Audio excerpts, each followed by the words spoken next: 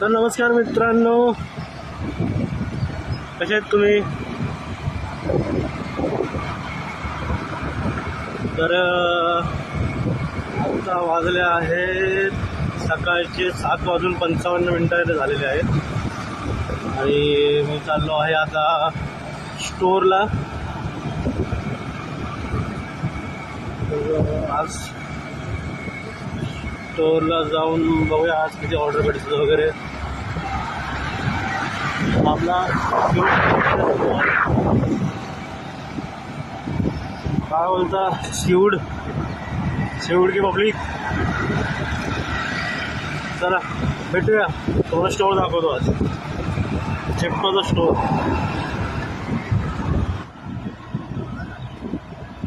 स्टोअरला जाणारा रस्ता आहे हा, आणि या रस्त्यावरती ना नेहमी कोण ना कोण टू व्हीलरवाला घसरून पडतो भाई.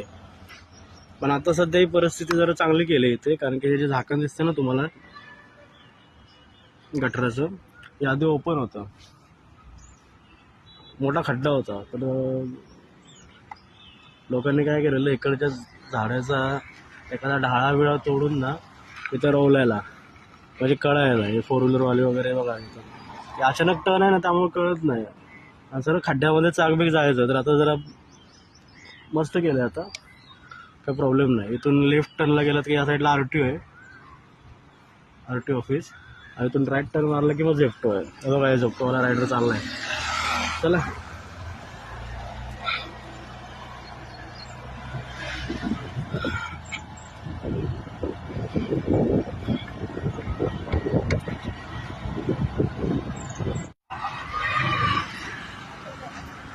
हे आपलं स्टोअर आहे.